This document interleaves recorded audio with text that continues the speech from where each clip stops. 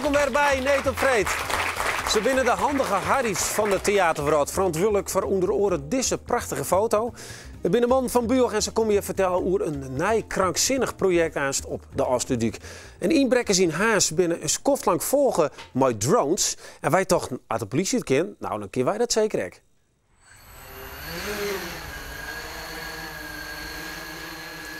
Nou, dat is aanstallen hier. Nou even rap terug de wieken van Friesland.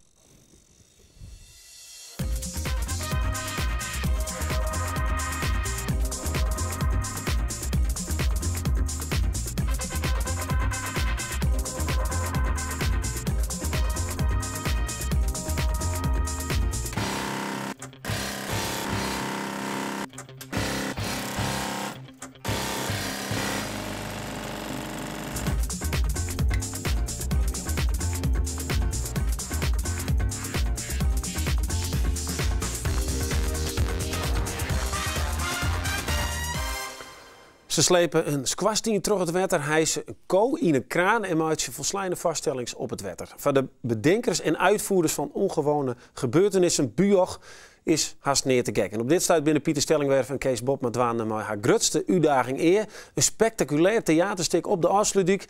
Het stuk Leeg Water wordt spelen maar in de haatrol Bert Visser. En het speelt in september en het maakt een van de grootste community theaters van het land worden. Welkom heren.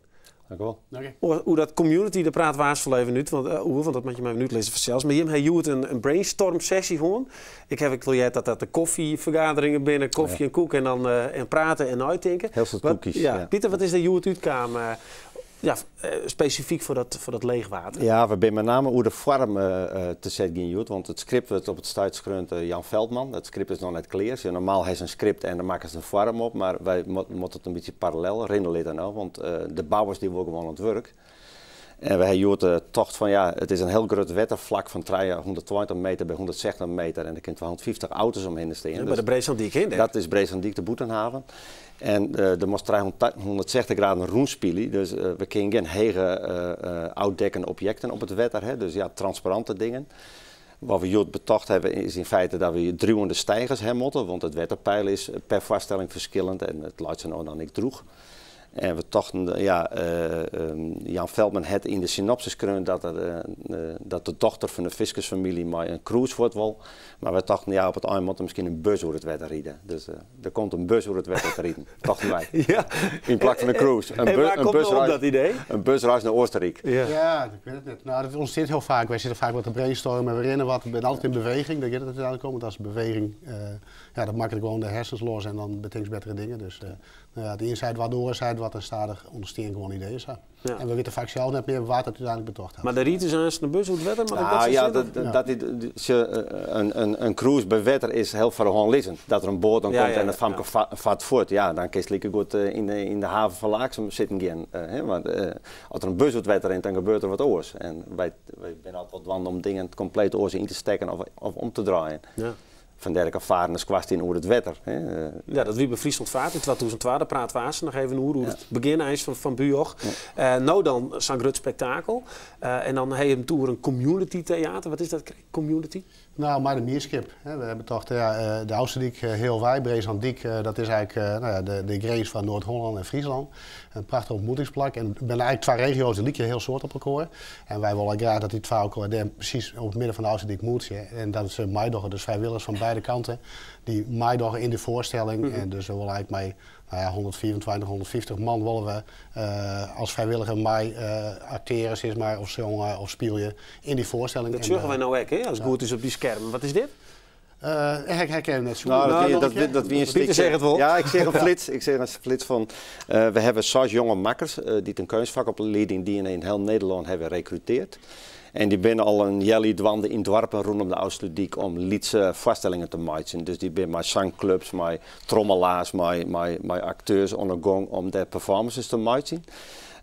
hoe de problematiek daar, dus in die community, in die meerschap. En die als prikkel ik om die mensen aan mij te nemen naar de Oudstudiek. Ja, en dan moet je daar ook, want er komen dan 250 auto's en er zit bij elke auto daarnaast een persoon. Ja, Kees had 124, 150. We hebben eigenlijk zo'n één speler per auto, dat is het mooiste wezen. En als dat net lukt, dan maar één per 2 auto's. Hè. Dan hebben we 124, maar we willen ook 250 mensen uit Noord-Holland en Friesland die het mooi werken willen. Ja.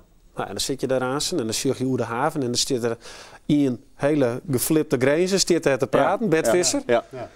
Waarom hebben die uitgekozen? Nou ja, het is een voorstelling die over energie gaat uiteindelijk. En we dachten op een gegeven moment van, nou ja, waar zullen we als laatste zullen we nou vragen om die voorstelling mee te doen? Ik heb een heel groot acteur vragen. Toen dachten we van, nou ja, waar is de meest energiebroekende figuur eigenlijk in Nederland? Toen dachten we om Bert Visser. En wie net de eerste, maar wie eigenlijk laatste op het listje, dus die heeft als eerste bel. Maar wel een grote naam. Ja, dat valt wel op. Ja. Heeft dat een reden hoor van je? Ja. Nou, we hebben op betocht van, Kees zei al, het gaat over de blue energy, over energie. En toen dachten we wel van, nou, we willen net een negatieve voorstelling maken. De Kees zegt, ja, het gaat meer maar de ier en opwarming en energie wordt hartstikke duur. Maar we denken van, nou, een mens is ook altijd in staat om oplossingen te bedenken. En daarom zijn we willen het eigenlijk licht benaderen. En toen kwamen we op een cabaretier. En dat zat Kees zei, welke cabaretier zullen we nooit vragen? Ja, Bert Visser. Dus we hebben Bert bellen en dat ik zou zijn. En die vond dat wel een mooi verhaal. Maar het het ik net ergens wat met te krijgen dat Bert Visser wel goed is van een peer 100 tasko? Ja. Nou, dat zeker natuurlijk. Dus een financiële dat is wel van belang, maar ik omdat die afstand zo verschrikkelijk groot is. Hè? Want het is 12 voetbalvelden groot, zeg maar. Het is maar de hele grote kring auto's rondom. En heel 4 voor, daar is hij. Nou, die moet wel grote beweging wezen. Dat moet net in die heel lied stond, maar dat moet in die echt heel groot acteren kan. Nou, hij kan heel goed acteren. Dus, hij moest focus pakken kennen en hij pakt wel focus. Dat zit natuurlijk. En mensen zitten in de auto's, die moet ik wat goed werken. Dat geloof ik dat via een auto rijdt. Ja, mensen zitten deels in de auto. Hè. Ze kunnen tuzel afstemmen op Radio Breesandiek en dan hebben ze maar zo tom-tom begeleiding en muziek en interviews op de Oudstudiek gebracht. Maar op een gegeven moment mocht ik wel uit de auto waaien, want ze moeten wel de wien van de Oudstudiek vielen en ik de beleving, want het gaat wel over beleving van die Oudstudiek en die vaststelling. Wel een groot risico neem je zeker hier maar. Ja, het is natuurlijk, we hebben oorliever om bij Staren, maar je zult een voorstelling, want is de kaartwakker omwaait en dat wie nog maar op die maar. We zitten nu op de Waddenzee, dus ja, het kan hut waaien, het kan ruien, het kan meer waar wezen. We zieken er allemaal wel op. En dan kun je heel creatief zijn, een keer van alles bedenken. En als uiteindelijk er nou maar een paar 100 mensen komen. Nou, dat soort gedachten hebben wij nooit gedaan. Nee. Nou, het is je zit er toch wat te brainstormen van hoe krijgen we die mensen? Ja, natuurlijk. Er is geen stroom. Er is niks. Nee, dat is een heel desolaat plak. Maar daarmee wel nieuwsgierig. Op het moment dat je zei van, nou, we keken een autokaartje. Die is met jouw man thuis, stapt in de auto. Dan zet de radio on. Zit al in de voorstelling, want Radio Breesandiek. En dan wist mijn naam en dan komt ze gewoon en op dat plak. En bij zin onderkeer, dan komt ze binnenrieden op dat plakje. Ja, dat is, en dan komt een hele grote kring met auto's. En dan gaat die voorstelling op het wetter. Nou ja, dat is een nieuwsgierig verhaal. Dus wij zijn wel van horen dat dat... maar het is risicovol, hè? Want we moeten 2500 kaarten verkopen, want we verkopen autokaarten. Dus we moeten 10.000 man heen. Want er zit een fjouwer in de auto dus? Een fjouwer in de auto. En daarom heb ik zijn we moeten wel maar 250, 300 mensen in die voorstelling zitten. Want elke keer die mij werkt, neemt sowieso 3 bezoekers mee. Dus dan heeft de eerste 1000 wel binnen. En, maar ja, er moet iets zo'n 2 ton uit de recettes komen. Als dat net slag had, ja, dan bestaat buur misschien na september net meer. Ja. Want je bent dus, dan bestaat buur niet meer? Nou, als we failliet gaan, waarin een heel groot risico, ja. Zo. Ja. Nou, want hoeveel stek je hem erin dan eigenlijk? Nou ja, er moet 2 ton uit die recettes komen. En als dat net komt, dan moeten we zelf dat god dekken. Maar waarom dan op zo'n plak? Wat ik begreep, en heel zo technisch zei ze, door het net Erik. Ik wil net maar nee, maar dat is leuk. Maar dat is net helemaal weer, want we werken toch heel technisch bellen van dit is een fantastisch project en we willen wel mooi dan. Nee, maar het is gekkenwerk, dat is weer. Het is absoluut... maar wat droot je hem dan om dat toch te doen? Het zijn alle wien. Ja, die uitdaging is leuk. Wij willen net in een theater zitten. Wij willen juist op heel bijzondere plakken zitten. En dan krijgen we beelden van. En dan, ja, dat is het mooiste wat er is. Om dan die beelden, maar een hele grote club mensen eromheen. Om dat beeld van elkaar te krijgen. Dat is de uitdaging. Ja, dat begon van je in 2000. Maar simmer 2000. Maar uiteindelijk het hoogtepunt, of het eerste echte van Buur wie in 2012, daar heb ik beelden van. Dat kunnen we misschien nog wel even zien laten. Dat wie maar de squastien het wetter van Dokkum naar de Lemmer. Waar hier dat in de holle? Ja, te Ja, het weer de opdracht van Friesland Vaart om een soort re-retrieve van Dokkum naar Lemmer te betinken. Een soort moetingsplak ik met theater. En toen ben we in Dokkum West in Lemmer en ik wil op reis even om wat dingen te betinken. En toen kwamen we erachter, bij Dokkum zit een heel oud squash in, ergens voorbij Dokkum bij hier. En in Lemmer zit ik in, dus het weer voor je is wel logisch om een soort staande schoorsteenroute van Dokkum naar Lemmer te maken. En die squash moet ergens op staan, dus dan ontstaat er een plein omheen en daar is al van alles opdwan. En dan komt en de rest, die ratelt er eigenlijk wat achterom. Dus eigenlijk, die squash die weer letterlijk eigenlijk. Ja, maar dit wie ik van je echt een punt deel zetten in de groen van hier ben wij buur, we besteden en elke niet shut is nou. Nou ja, daar ben we net zo met wanden wist, maar we hebben wel een soort idee tussen waterviewer en lucht en ier. Het gewoon eigenlijk tussen de industrieroute en de zeilvaart en de motorvaart. En daarmee kwamen we op zijn hele grote squash. Maar ja, wij hebben nooit betocht van dat zoveel impact heeft, zo, met hier een enorme impact. Want dat ding weer van 4 jaar al te zien en meestal gaan de jongens heen. Want als de squash zit, weer de jongens op de belibbien. En als de squash terug de bregen kwam, daar moest ik bij wezen. Ja. Dus het weer een enorme eye-catcher, zoals ze dat zo mooi en dat is ook wel een beetje de retriever in die tolvier dat je in de Westen. Maar er is echt kritiek. Daar ben ik meestal die zegt van ja, het ziet er spectaculair uit. Maar als ik, waarom zeg ik, wat wie het verhaal? Ik weet het niet eens meer. Nee, hè? Ja. Nou, maar ik heb ook recensies lezen van mensen die zeiden bijvoorbeeld over de man van Mira. Ja. Het ziet er prachtig uit, maar het verhaaltje is flitterd in. Ja. Loek jou je dat om? Nou, dat weet ik net. Ja, als iemand daar maar meer hebben op dat stuit wel. Dus het is net zo dat wij alleen maar grote dingen maken, want we maken hele lietse dingen, juist hele lietse dingen. Maar als je nou ik weer, maar Bert Visser en Grut, dan kun je denken van ja, we maken het in die farmziekje, maar misschien moet het ook wel hoe dat verhaal is. Wij hakt er bij hem de knoop toch? Ja, maar dat realiseren we dus wel te degen en daarom denken we, en dat wordt een hele ingewikkelde klus, het spul moet wel bij de mensen op de wal komen. En daarom wordt het spul ik dubbel op de wal. Dus Bert speelt het net alleen, maar ik de acteurs op de wal speel het verhaal. Ja. Maar ja, dan is nog de vraag, het is altijd als Grut of farmer, hij concurreert haast altijd maar de inhoud. Dat is een en is dat een wel eens verkeerd ging? Dat je hem toch misschien toch wat meer naar het verhaal schimmert? Ja, dat is altijd wel de afweging. Maar we denken heel vaak in treien schillen eigenlijk. Want er staan treien groepen werd het spektakel voor maatjes is maar. Dat is het ons kent ons circuit, dat zijn theatermakkers. Nou ja, daar mag echt daar zitten, want anders vinden ze net een klap om.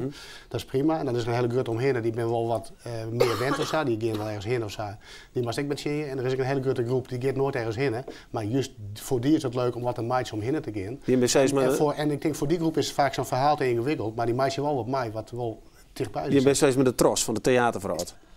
Nou ja, als dat het niet. Dat weet ik net, maar je hebt dus voor de leegdrompelige. Nou, net leegdrompelig. We willen in elk geval wat beleven litten. En tegelijk heeft misschien ook wat te sissen, want het is natuurlijk een verhaal. Maar mensen moeten in elk geval naar huis gaan en zitten we hebben wat beleefd wat we nog net zo vaak beleven hebben. Ja. Is dat ook wat je hem nou laten willen? Als je hem misschien moet zien, die zei ze nou burgers op dit staat uitwerken. Ja, daar hebben we het van de week wel door hand van. Misschien gaan we wel heel iets meer richting beleving, want belevingsconcept misschien maar wel 4 jaar wel helemaal geen theater meer, maar zitten we nog meer in de belevingshoeken. Want heel landelijk ik wil dingen van de taskforce gehandicapten en de samenleving dient om bewustwording bij brandweerpersoneel en ambulancepersoneel te bewerkstelligen. Hebben we wel hele belevingsconcepten betocht. En dan broekt in theaterachtergrond en mensen dingen mooi te maken. In een soort doolhof met blue light erin. En er zitten allerlei geheime allerlei black boxes in kamers met 4 dwarren. En mensen kwamen in zo'n kamer en die moeten daarin, die doof weer of gehandicapt of blind weer of autistisch weer. En daar moesten ze wat mee en dan koest verder in de doolhof. Nou ja, dat weer voor heel veel mensen zeer confronterend gewoon. En dan broekst in theaterachtergrond om mensen wat believen te leren. Misschien geef je wel heel veel meer die kant uit. Nou, we zullen het zien. Ja. In ieder geval is dit Grutte. Dus de grote vaststelling. Succes met brainstormen, een soort koffie. Ja, en koekjes. Sessies en zo. Oké, die dank voor je komst. Ja, dankjewel. Waar dit juni is er trouwens nog een informatiekeerkomst van vrijwilligers bij de Stenen Man in Zurich. Daar kun je gewoon melden, leuk, had je mooi van Wollen. Ja. Nou, dan mag je dan heen, had je mooi van Wollen on. Misschien wat leegdrompeliger theater. In september gaat dan Leegwater in première. Nou, dat is dan al hier duidelijk. Wij gaan hier aan verder met de mystery guest. En nu heb ik het over drones in Haas. Nou ja, drones in Haas, ze worden op meerdere plekken ingezet. Hoi jongens. Hi. Jongens, jullie hebben wat heel moois, mooi naam, waar wij juist een watje mochten. Wat is dit? Is dit een drone of een helikopter? Het is een multicopter. Het is het is een drone omdat die onbemand wordt gevlogen, maar het is een multicopter omdat die met meerdere motoren wordt aangedreven. Ja, en dit is heel scherp, hè? Ja, ze zijn heel scherp. Ik heb net vlak voor de uitzending eventjes de propellers losgedraaid voor de Oh, veiligheid. En ze zijn echt Vingerriep hellen. Ja, ze zijn wel scherp. En want dat ken je nou net, hè? We Nee. mogen hem nou net even omheen van. Nee. Want ik zeg, dit is een mooie Aston bestuurbare apparatie. Ja. Nee? Nee, dat moet maar niet. Wat Nee, gebeurt er dan? Nou, hoogstwaarschijnlijk gebeurt er niks. Maar ja, je hebt altijd een klein risico dat er wel wat gebeurt. En ja, als het misgaat, gaat het ook goed mis met het publiek. Oké, je hebt een verdieling. Daar heeft deze maken en daar is de man van de camera, want die zit Jerk misschien. Ja, Correct. tot hij het? Ja. Doet het? Ja.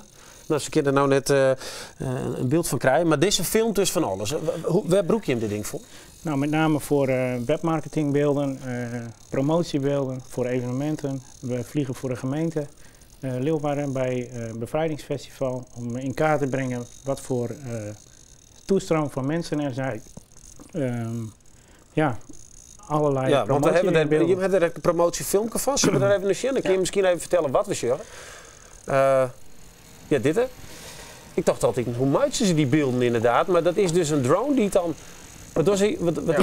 Nou, Dit zijn dus beelden van een windmolen waar wij inspecties verrichten. Hier zie je prachtige beelden van de skyline van Leeuwarden. Nou, die worden dan gebruikt op internet. Dit is dan de natuurgebieden hier in Friesland waar wij bijvoorbeeld voor de provincie beelden voor gemaakt hebben. Hey Patrick, schrok zo ervan dat de politie dus dit soort apparaten niet zet om inbrekers te pakken? Nee, ik schrik daar niet van. Het is heel logisch eigenlijk, want je kunt natuurlijk heel stil natuurlijk dingen observeren. Nee, ik schrik er niet van. Het is niet ons ding. Wij gebruiken het meer voor promotiemateriaal en inspecties. Maar nee, ik schrik daar niet van. Ja, hij piept van alles. Wat doet hij? Hij gaat toch net aan en één keer... Nee, er gebeurt niks. Dat zijn de digitale servo's die hier op de cameramount zitten. En die piepen altijd een beetje, dat is normaal. Ja, je hebt er direct nog wat met die Harlem Shake, leuk. Ja, klopt. En andere mooie zaken. En juster hier we een soort van opsporingsprimeur. Ja. We kunnen nou goed net vleen, hè? Wie te link om dat nog live te doen. Waarom wie dat? Nou ja, goed, het kan altijd wat misgaan natuurlijk. En ik vind als je het live doet, dan moet het ook gewoon goed. Okay. Anders staat het zo knullig, zal ik maar zeggen. Hebben wij een spectaculair filmpje maken. Nou, die drones die worden gebruikt om inbrekkers op te sporen. Dus ik wil even zien hoe dat werkt met dit apparaat. Dus ik verstop me nou aan op dit industrieterrein. Ja, dan moet ze me maar vinden. Dan zit ik hier achter deze auto, ben ik op een paar 100 meter, dus dat moet slagje. Nou, gaat hij me nou vinden, kind? Dan weet ik het niet meer.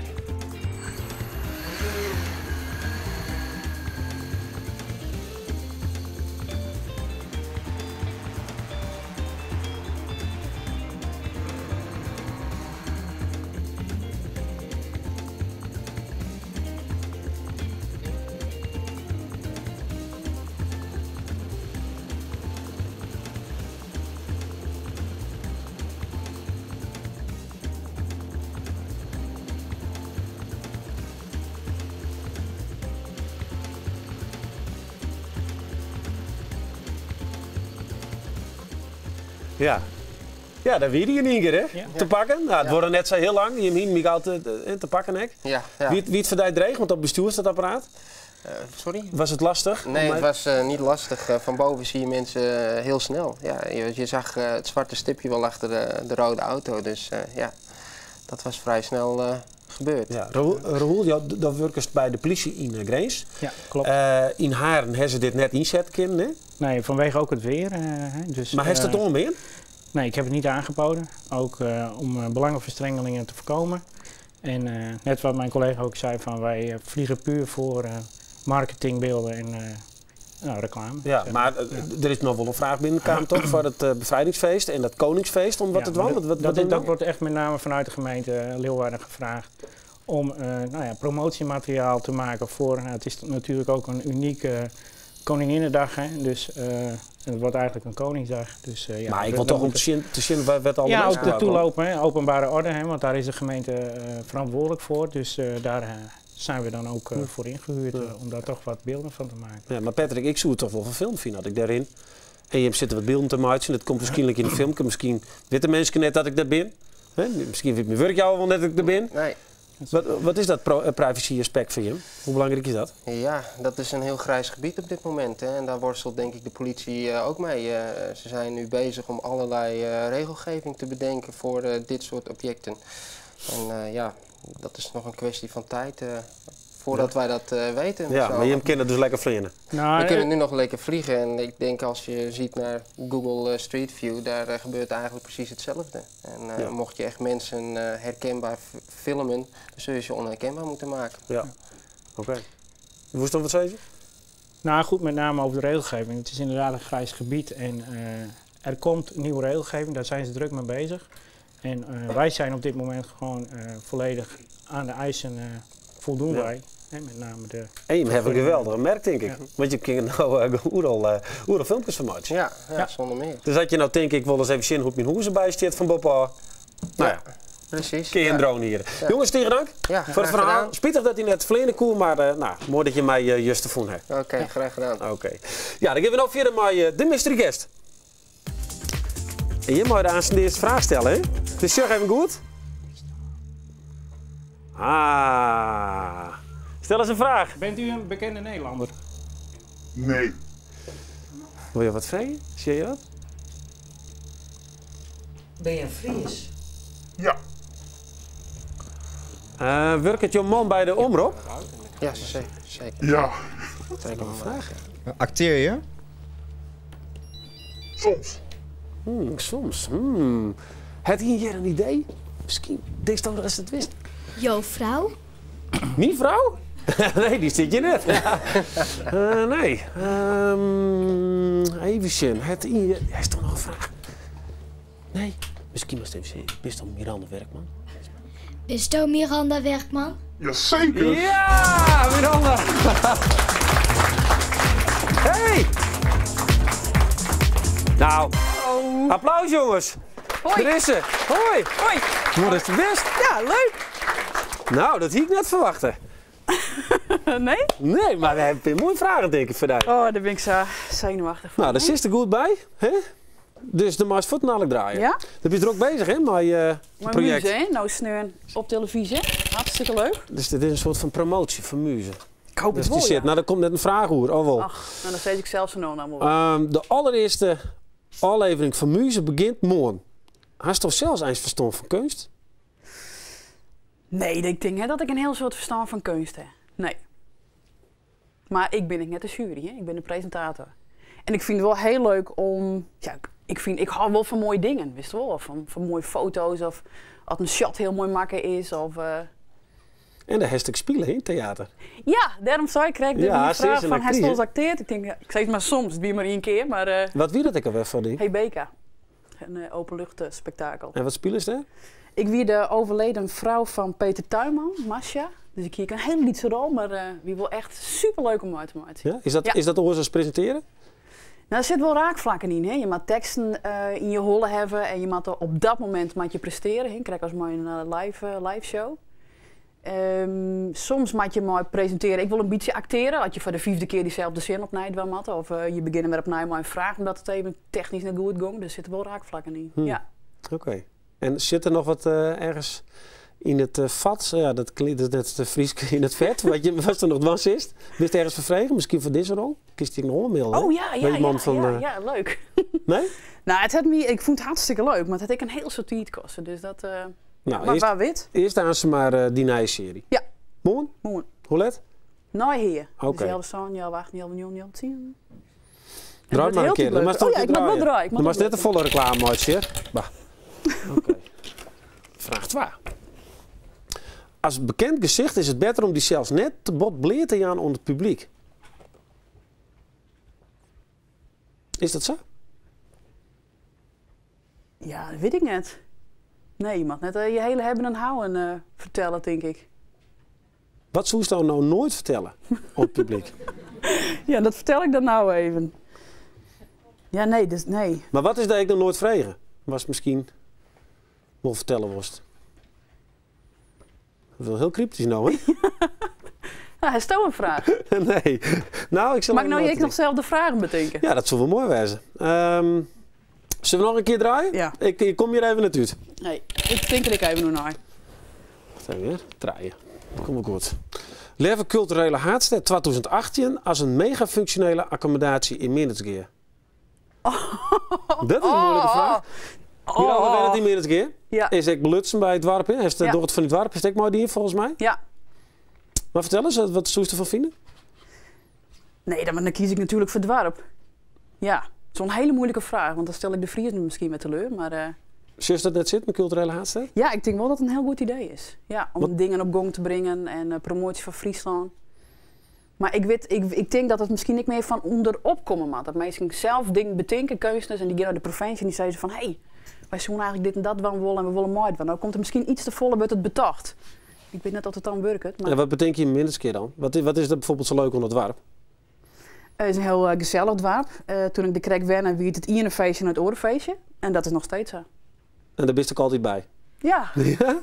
Liekes met de kriesborrels, hè? Ja, ja, altijd ja. van Oké, nou draai nog maar een Doe keer. ik. Ja, ik hè? Ja, dat is altijd prima. Toch? Oké, even zien. Ik moest tussen. Als bekende Friesen... Als bekende Fries moet je jezelf inzetten voor een goed doel. Ja, dat zou kunnen. Ja. Heeft dat een goed doel? Ja. Zit dat er ook bij? Foreign Child Foundation? Ja, klopt. Daar ben ik ambassadeur van. Wat is dat? Die vangt weesbaan op in Sierra Leone. Oorlogsweesbaan. Ik ben er ik west, maar mijn man. Die heel heftig. Dat is juist wel echt band die het speel aanhaakt is en dat wie in die oorlog zijn met Charles Taylor. Toen wij de Sierten waar Charles Taylor die krek oppakt. Sierten ergens in de Rimboe en transistorradio van de BBC en heel orde vraag. Dus ik denk wel, als je bekend bent en je kinderen wat goeds, maar dan moet je het wel dwan. Maar dat ken ik heel dicht bij huis wezen. Maar wat doet dat dan? Ja, als ambassadeur promoot je dan die stichting en heb je toen ik een documentaire maken. Ja. En ik vond het heel goed, want het is een eindig project. Het begon om 60 baan, die wil ze onderwijs aan van dat ze iets binnen tot doen. Nou, de eerste zit nou op de universiteit. En per 1 januari is het nou ik stopzet, want het is clear, het doel is helle. Okay. Ja, dan is het wel overzichtelijk van wat je wil. En vreeg je mensen daar vaak om wat het wan? Om een iepening? Ik weet dat ze eens een keer een modeshow mooi dien hast, maar krijg je toch vragen als bekende Fries? Jawel, ja, dat krijg je wel. Ja, dat kreeg ik wel. Nee. Wat is het leukste wat hij vreeg is? Nou ja, Hebeka vond ik echt heel leuk om te doen, dat theaterstuk. Ik heb heel lang geleden, dat bedoel een orenmodeshow, maar heel lang geleden in het vak met een Braziliaanse kunstenares. Modeshow die in het wie eier spul wat maken wie van afval.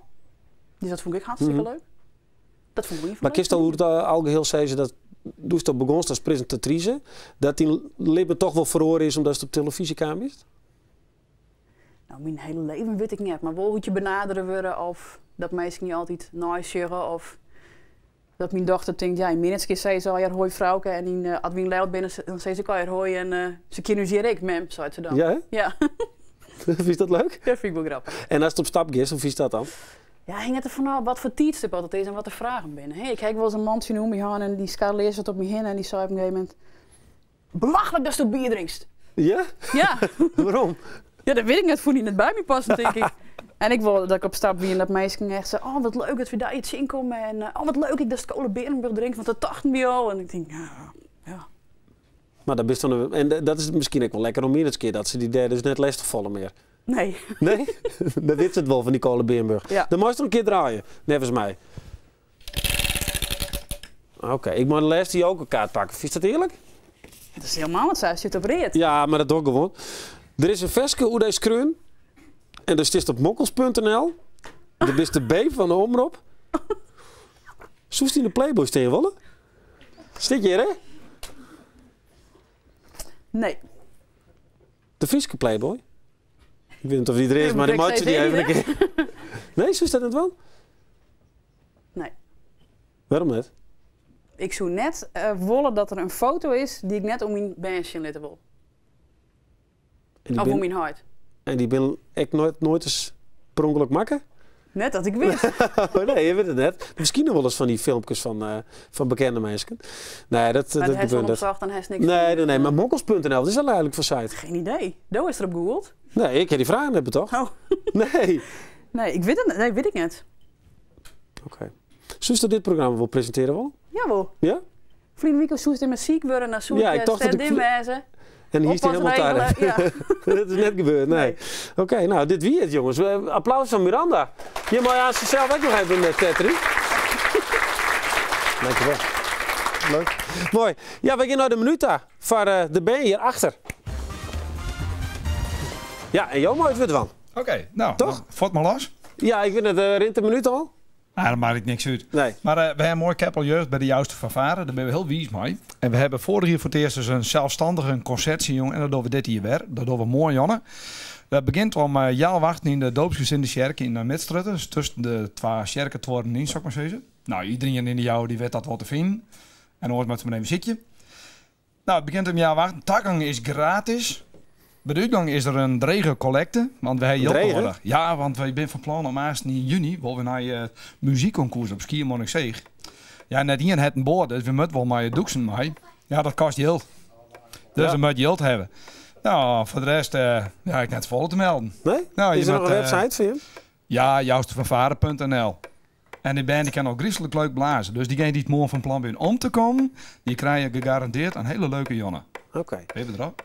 Nou, we zijn nog op Njoggen. Zal ik gewoon aankondigen? Dan ga je voor de band staan. Want ze spelen nog even wat. Nou ja, een kwart minuut, dat mag ik wel eens een keer. Je kan zelf net meer inschrijven, Pieter Genoeg, op de minuut, want die zit vol. Maar je kan altijd nog wel tips strooien op netopvreed@omroepfriesland.nl. Dan wie dit niet, ontnij wie gevreed.